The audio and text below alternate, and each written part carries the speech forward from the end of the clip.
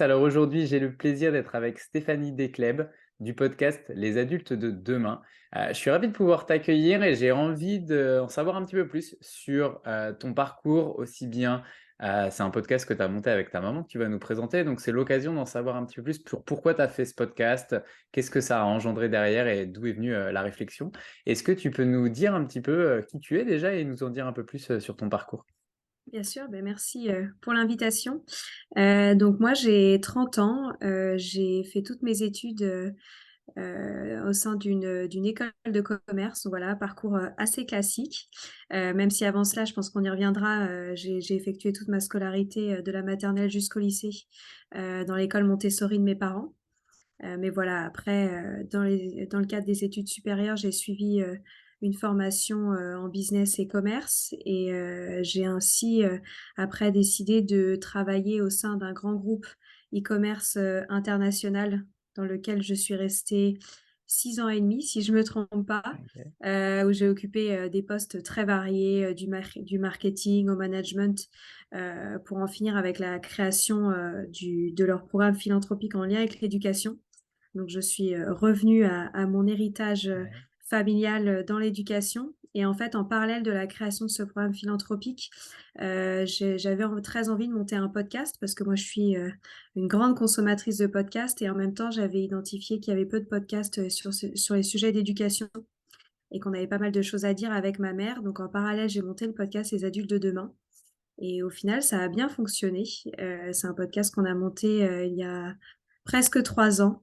On va fêter nos 3 ans le 11 février 2023 et c'est ce qui m'a donné des ailes pour me lancer, à mon compte et depuis donc je suis dédiée au podcast, Les adultes de demain qui est devenu une référence, du podcast dans l'éducation et la parentalité. Mais je continue également à créer d'autres contenus, podcasts. J'ai par exemple lancé récemment le podcast, Bébé arrive, qui a pour objectif de tout comprendre sur, le monde des bébés avec les plus grands experts, de la périnatalité en France et je produis également, des contenus podcasts, pour, des grandes marques Ouais. sur toujours les sujets d'éducation et de parentalité. Et c'est quoi qui te tient à cœur finalement, sur l'éducation? Pourquoi c'est devenu un peu ton sujet de prédilection, si j'ose dire? Parce que tu as commencé, si j'ai bien compris, dans ton ancienne boîte sur le côté philanthropique dans l'éducation. Après, tu as enchaîné avec ce podcast. C'est quoi qui te drive un petit peu? Pourquoi c'est si important que ça pour toi, ce côté éducation? Alors je pense que déjà, pour moi, il a toujours été essentiel que je dédie ma vie professionnelle à des sujets à impact, comme on dit beaucoup aujourd'hui, à quelque chose qui a du sens, hein. On parle beaucoup de cette quête de sens, surtout au sein de ma génération, j'ai l'impression, voilà, les jeunes trentenaires et donc moi déjà, je voulais rapidement aller sur des sujets à impact. La cause, écologique, mais également la transition sociale sont des sujets qui me tiennent à cœur et je pense que l'éducation, comme le dit si bien Maria Montessori, est l'une des plus belles armes de paix dans le monde et donc je trouve que mettre en place des changements via l'éducation qu'on offre, à nos enfants, que ce soit à la maison, à l'école ou dans d'autres structures, sont un moyen de faire, changer les lignes et évidemment, j'ai également travaillé, sur les sujets d'éducation parce que c'est un sujet que je connais bien. Mes parents ont monté il y a plus de 30 ans le premier établissement Montessori en France qui va de la maternelle, OK. jusqu'au lycée. Alors ils ne travaillaient pas du tout dans le monde de l'éducation, mais s'y sont passionnés avec, leur premier enfant, donc mon frère aîné. Donc évidemment les sujets d'éducation, ça comptait beaucoup dans nos repas de Ouais, famille et carrément. donc voilà, je suis revenue à ce que ma famille savait bien faire. Et donc toi, comme tu disais, tu as été en école Montessori, si j'ai bien compris, vraiment de tes tout débuts jusqu'à la terminale, jusqu'à temps que tu décides d'aller en école de commerce? Ouais, c'est exactement ça. En fait, donc mes parents, au début, ils ont créé une maternelle, hein, pour, mon frère aîné Stanislas, parce que ma mère avait une très mauvaise expérience, de l'école classique quand elle était jeune avec la naissance, de son fils, où j'y offre autre chose et elle est tombée sur, la méthode de Maria Montessori, elle s'est formée et elle a embarqué mon père, dans cette belle aventure et en fait, plus, mon grand frère vieillissait, plus ils avaient envie de continuer à l'accompagner. Donc en fait, ils ont créé une maternelle, une primaire, un collège, un lycée OK. et après en fait, nous, on est 5 frères et sœurs et donc c'est un peu mon grand frère qui a ouvert la voie, mais les 4 frères et sœurs suivants, on a tous suivi et on a toutes fait notre scolarité, dans cette école-là. Et c'est quoi un peu les avantages de ces écoles-là? Le public qui nous écoute ne sait pas forcément, ce que va être exactement une école Montessori. Il y en a qui savent un petit peu, mais de loin. Je trouve qu'on entend des fois tout et son contraire sur ces Ouais. écoles.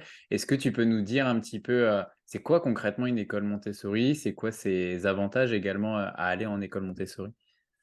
Alors, c'est vrai, comme tu le dis, on commence à entendre tout et n'importe quoi sur la pédagogie Montessori parce que c'est dingue, moi, je m'en souviens, il y a plus de 15 ans, quand je disais que j'étais dans une école Montessori, personne savait ce que c'était, il y avait même des personnes qui critiquaient mes parents en disant qu'ils montaient des sectes ou je ne sais quoi et c'est vrai je pense qu'il y a depuis 5 ans, Montessori a totalement explosé, et ça a eu de nombreux, points positifs, mais également il y a beaucoup de personnes qui l'ont fait, à des fins financières ou de marketing. Donc c'est vrai que du coup, c'est un peu compliqué de s'y retrouver sur ce qu'est Montessori. Mais déjà évidemment, la pédagogie Montessori, c'est une pédagogie qui a été créée, par, Maria Montessori. Maria Montessori qui est une grande femme, italienne et qui était médecin et qui s'est intéressée, au monde des enfants et donc elle a plusieurs principes, hein, au sein de sa pédagogie Montessori. Ce serait très long que je présente tout, Mmh. mais concrètement, l'idée, c'est de développer avant tout la confiance en soi et l'autonomie chez les enfants, en mettant en place des programmes, qui s'adaptent au rythme de chaque enfant. Donc ça veut dire qu'on personnalise notre enseignement en fonction, du profil de l'enfant et on tombe rarement dans les schémas classiques de cours magistraux. Par exemple, moi, j'ai des souvenirs de l'école primaire où on avait, des plans de travail et chacun avançait à son rythme. S'il y en avait qui avaient envie d'aller plus loin que ce qui était prévu pour la semaine, ils allaient plus loin. D'autres qui avaient plus de mal sur d'autres matières, voilà, prenaient plus leur temps et en fait, le l'adulte a vraiment une posture, de guide vis-à-vis, de l'enfant et s'adapte, totalement, à l'enfant. Donc c'est vrai que c'est un environnement qui est extrêmement bienveillant, mais qui est également très technique parce que souvent on imagine la pédagogie Montessori à travers le matériel. C'est ce qu'on voit beaucoup en Ouais, magasin, carrément. mais voilà, le matériel, c'est essentiel parce qu'elle croit aussi beaucoup au pouvoir de l'apprentissage, par la main. Et donc, elle a fait beaucoup de recherches sur à quel point, la main était reliée au cerveau et donc, les apprentissages passent beaucoup par des manipulations concrètes au travers de matériel précis, que ce soit en maths, en français et cetera, pour avancer à son rythme et pour réellement, comprendre et s'imprégner, des apprentissages. Donc, c'est une très belle pédagogie et bon moi évidemment j'en garde un souvenir, fabuleux.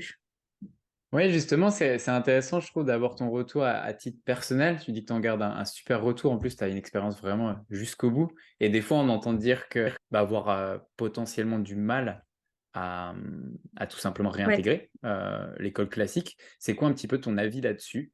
À ce niveau-là, justement, sur l'école Montessori, ta réadaptation, toi, ce que tu en as tiré, ta réadaptation dans les écoles classiques? C'est vrai qu'on entend souvent, cette remarque sur, le fait que cela marginalise les enfants ou que ça fait des enfants, très individualistes puisque les apprentissages sont individuels.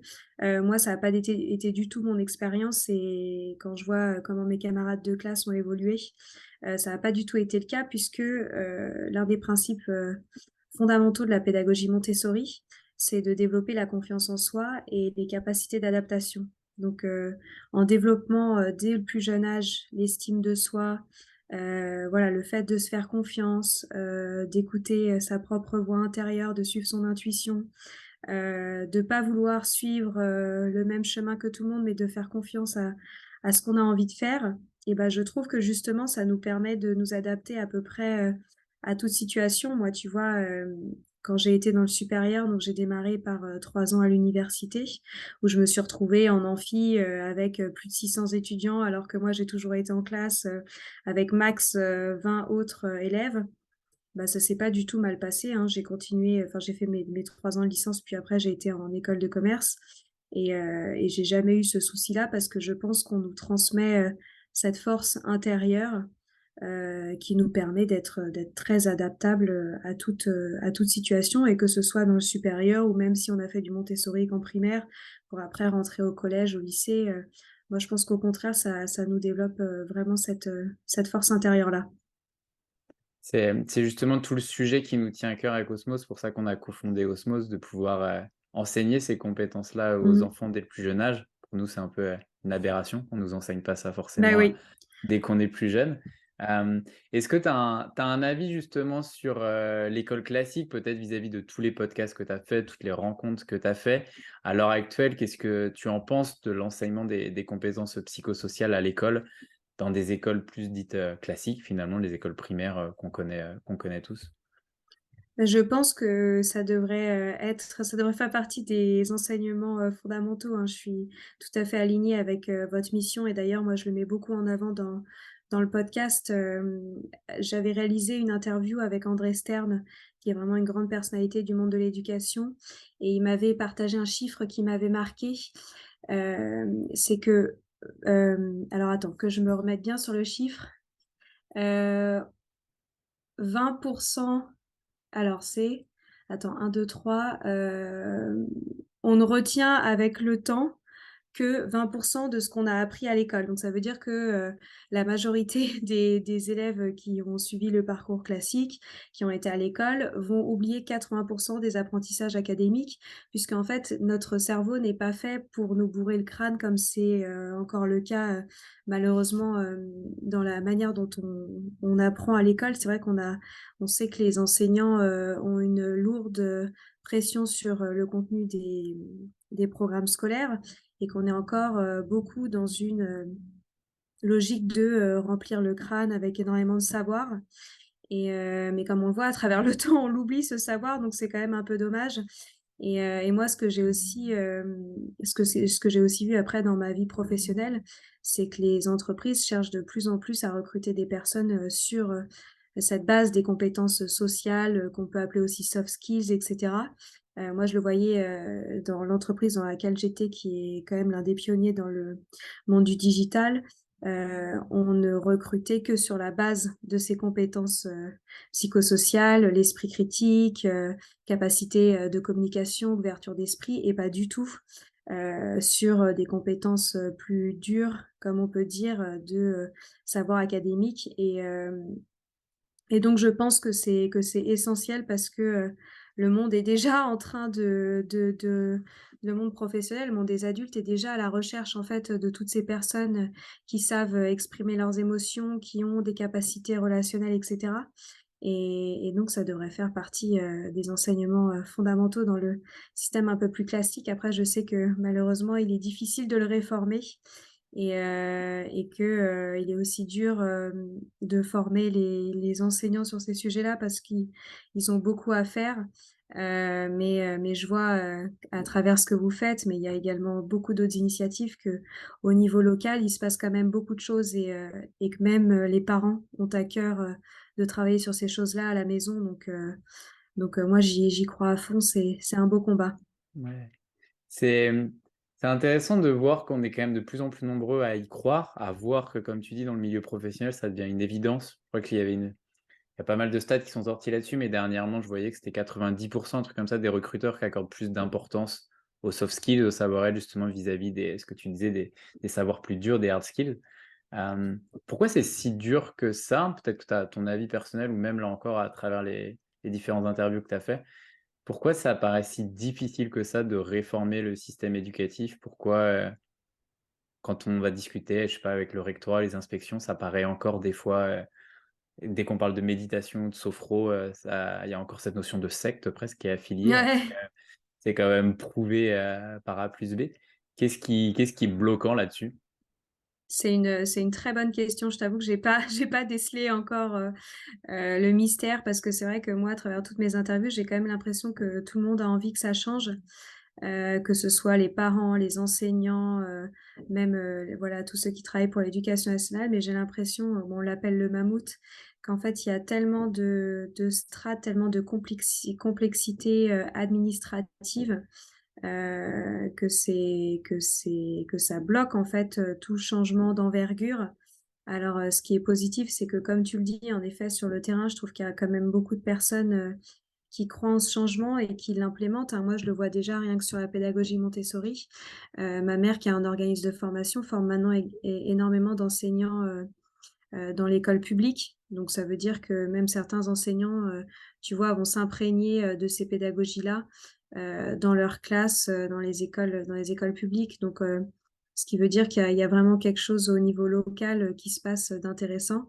Mais c'est vrai que sur, sur la réforme totale du système, je t'avoue que pour moi, c'est assez mystérieux encore parce que j'ai quand même l'impression que tout le monde est ouvert au changement et que pour autant, il y a pas de réforme, vraiment, d'envergure à ce sujet et que même parfois, j'ai plutôt l'impression qu'on recule.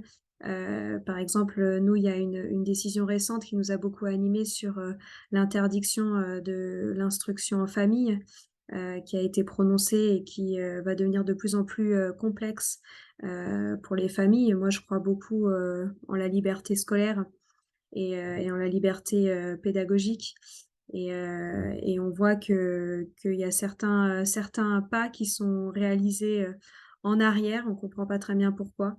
Mais voilà, tout ça, moi, ça c'est encore, très mystérieux, mais c'est vrai qu'on a envie de prendre une baguette magique et de tout changer d'un coup, mais malheureusement, c'est pas possible.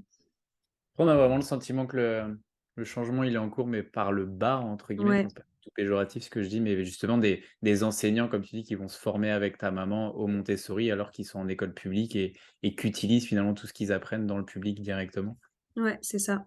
Ouais, non, mais moi, c'était aussi l'intérêt, du podcast Les adultes de demain, c'est que moi, j'aime, comme le dire, sublimer le travail des autres et en fait, je voyais bien qu'au niveau, éducatif, en fait, il se passe plein de choses, mais extraordinaires, en France, partout, pas seulement à Paris. C'est vraiment, Mmh. il se passe de très belles choses à la fois d'un point de vue de la parentalité, mais aussi, au niveau scolaire et c'était pour ça que moi j'avais à cœur de créer le podcast Les adultes de demain, c'est que je voulais mettre en avant ces initiatives pour montrer que c'était possible et je sais que, à travers le podcast, tu vois, notamment, on inspire régulièrement des reconversions professionnelles dans le monde de l'éducation, des gens qui vont monter des écoles et cetera OK. et comme tu le dis, c'est vrai que, au niveau local, il se passe de très belles choses donc c'est pour ça que je suis assez Mmh. optimiste, sur le changement. Yes. Et justement avec ton podcast, Les adultes de demain, je voyais vous avez interviewé mine de rien depuis le début, tu disais ça fait 3 ans, un petit peu Ouais. plus, 3 ans qu'il existe. Vous avez interviewé plus d'une centaine de personnes. Est-ce que tu as 2-3 personnes qui t'ont marqué, des podcasts que tu as envie de nous partager, que ce soit sur, la pédagogie alternative, sur l'éducation bienveillante et Ouais. pourquoi elles t'ont marqué justement ces interviews? Ouais, carrément. Alors j'ai pris des petites notes pour, Ouais. pour donner le numéro des épisodes. Alors évidemment, bon, j'en parle à chaque fois, mais moi cette, personnalité, m'émeut particulièrement, c'est André Stern. Je l'ai interviewé dans le cadre du 100e épisode, des Adultes de demain et je trouve que s'il y a une vision de l'éducation à écouter, s'il y avait qu'un épisode à retenir, si les gens voulaient se renseigner, de manière, vraiment minime sur l'éducation, je pense que c'est vraiment et il faut vraiment écouter André Stern. Donc, en plus, le titre de l'épisode, moi, je l'aime beaucoup, c'est «Nos enfants deviennent comme nous les voyons» et j'y crois beaucoup et lui, il m'a particulièrement marquée parce que en fait, il donne pas de conseils, concrets, il y a pas de dogme. Il invite simplement à repenser notre regard vis-à-vis de l'enfance et il se dit lui-même être un grand enfant parce qu'il veut arrêter, ce cloisonnement qui existe entre le monde des enfants et des adultes et j'ai trouvé ça, d'un poétique et en même temps, d'une justesse, qui moi m'a particulièrement touchée à la fin de l'enregistrement. J'en ai eu les larmes aux yeux tellement, bon après il en plus il s'exprime, de manière absolument extraordinaire. Mais vraiment, je trouve que sa vision de l'éducation, elle devrait vraiment être partagée au plus grand nombre.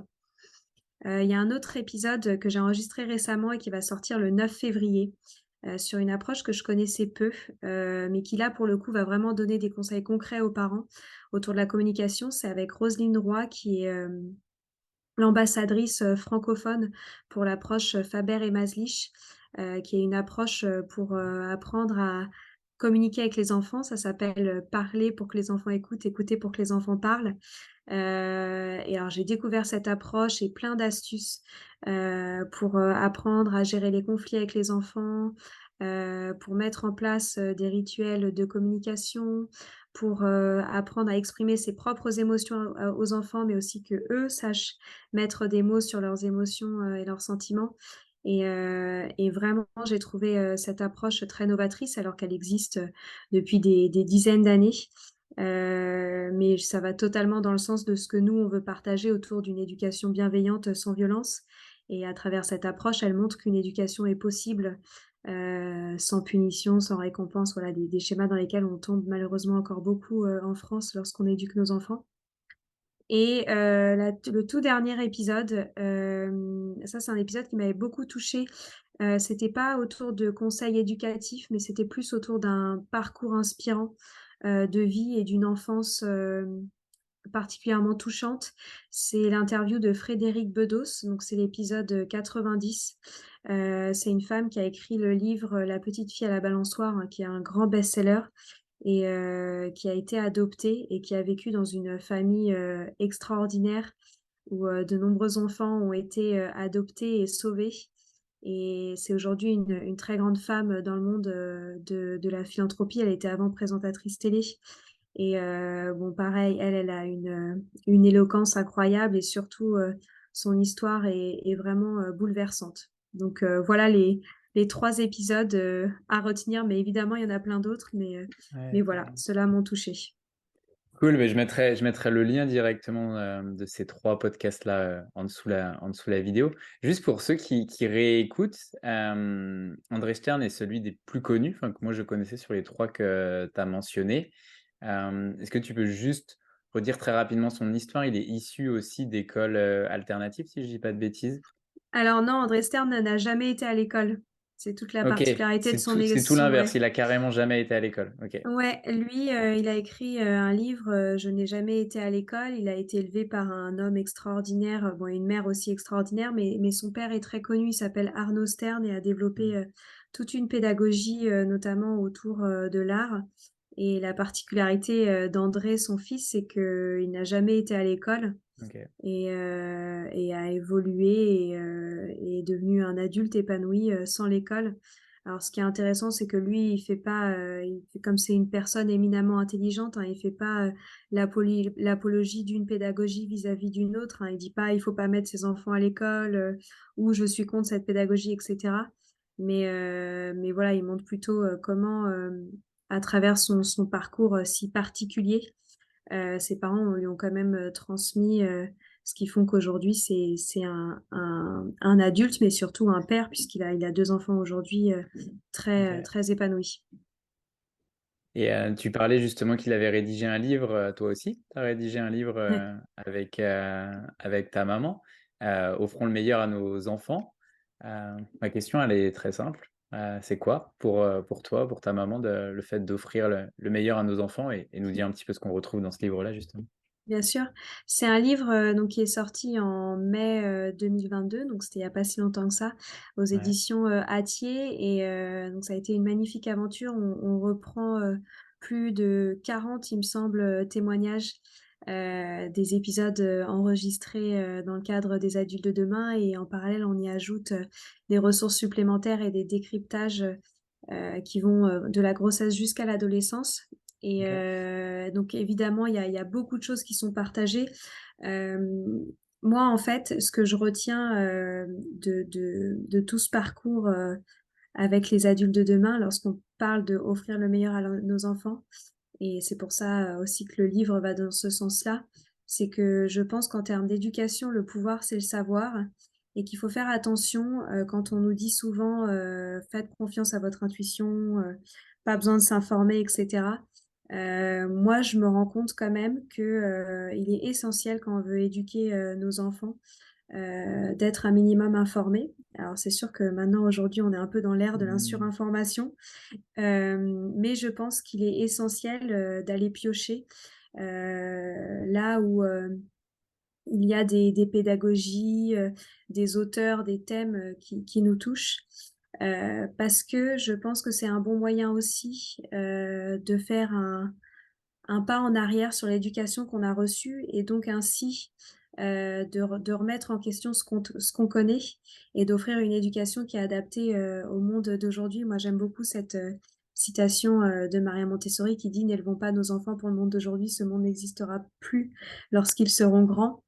Je pense que c'est pour ça qu'il est important, de s'informer sur l'éducation et d'ailleurs, on Maria Montessori, nous donne beaucoup d'infos, par exemple, sur les différents rythmes de l'enfant OK. et c'est vrai qu'on peut pas proposer une éducation, la même éducation à un enfant de 2 ans ou un enfant de 7 ans et donc moi, je pense que l'éducation, ça demande, un certain nombre Mmh. d'informations et donc ce livre, en offre. Mais voilà, pour moi, ce qui est important, c'est s'informer, c'est remettre en question, l'héritage culturel et familial, dont on est issu et évidemment, d'offrir une éducation bienveillante, respectueuse, sans violence, à l'écoute, des Mmh. enfants, mais aussi à l'écoute de nos propres besoins. Moi, je crois aussi beaucoup, en l'épanouissement personnel, des parents et du couple pour vivre une éducation, harmonieuse, à la maison et enfin, je pense qu'il est essentiel quand on pense à l'éducation de nos enfants, de voir l'éducation comme un projet global, c'est-à-dire de pas séparer, l'école et la Mmh. famille, mais plutôt de voir ça comme un projet, global dans une continuité qui suive, des valeurs qui nous sont chères et c'est vrai que je trouve qu'on a tendance à un peu cloisonner les 2 mondes, l'école et la famille, alors que je pense que voilà, tout est lié. Complètement et il y a un truc qui m'a marqué là dans ce que tu viens de dire sur le côté intuition finalement. Pour toi, il y a cette part finalement de mixité à trouver peut-être entre Ouais, c'est intuition ça. et savoir justement que vous partagez, dans le livre? Voilà, moi, pour moi, c'est un équilibre parce que je sais qu'aujourd'hui, il est facile aussi de tomber dans la surinformation et que ça peut être assez angoissant. Donc je pense qu'il faut évidemment laisser, une très grande place à l'intuition. Je pense juste que, il y a vraiment, tant de choses à connaître, sur le cerveau des enfants, sur leur développement. Bon, toi, tu t'y connais bien sur les émotions, mais comment Mmh.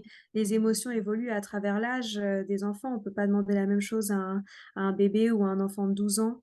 Et ça, typiquement, moi, je trouve que c'est difficile de suivre son instinct là-dessus. C'est juste, des choses, à connaître sur le développement des enfants. OK, cool. Eh ben, écoute, un grand merci Stéphanie. J'ai juste une dernière, question pour clôturer cette interview qu'on pose toujours à tous nos invités. C'est en grande majorité soit des professionnels de l'éducation, soit des parents qui nous écoutent. Si tu avais un dernier message tout simplement à leur, partager, eux qui ont à cœur de partager toutes ces compétences-là, qui des fois, comme nous tous, je pense, se retrouvent des fois un petit peu, débordés aussi par le quotidien, des fois manque de temps, de se créer ce temps-là pour ça. Est-ce que tu as un dernier message tout simplement pour clôturer, cette interview? Faites-vous confiance. Moi, je trouve que c'est le meilleur conseil qu'on m'ait toujours, donné, c'est de se faire confiance dans cette aventure. Moi, j'y crois beaucoup au développement, de ces compétences-là et alors, en plus, je trouve que c'est un apprentissage déjà très riche pour, nous-mêmes, adultes. Rien que quand on parle des émotions, il est si difficile, moi, je trouve, Mmh. pour les adultes d'arriver à exprimer nos propres émotions et donc le faire à travers nos enfants, ça nous élève également et donc on le fait pas uniquement pour, l'harmonie, familiale, mais je trouve aussi en termes de cheminement et d'élévation personnelle, c'est une chouette aventure et après faut pas s'en vouloir si parfois on n'arrive pas à faire, tout Mmh. comme on le souhaitait. Moi, je pense qu'il faut juste garder en tête que chacun fait de son mieux, et qu'avant tout, ce qui est le plus important pour les enfants, c'est de voir des parents heureux, hein, comme, André Stern le disait si bien, «Nos enfants deviennent comme nous les voyons et ils Ouais. deviennent comme ils nous voient» et nous voir, heureux, épanouis en famille, je pense que c'est ce qu'il y a de plus beau à offrir, à ses enfants donc voilà, faites-vous confiance et invitez, vos enfants à dans votre monde d'adulte puisque comme il le disait bien, il y a pas de monde cloisonné entre celui des enfants et des adultes, faut juste, apprendre à écouter, chacun et écouter les émotions de chacun du coup, ça Mmh. joue beaucoup. Super. Eh ben, écoute, merci beaucoup Stéphanie pour ce Et bah, message merci à toi. et merci à toi pour l'interview. À très bientôt.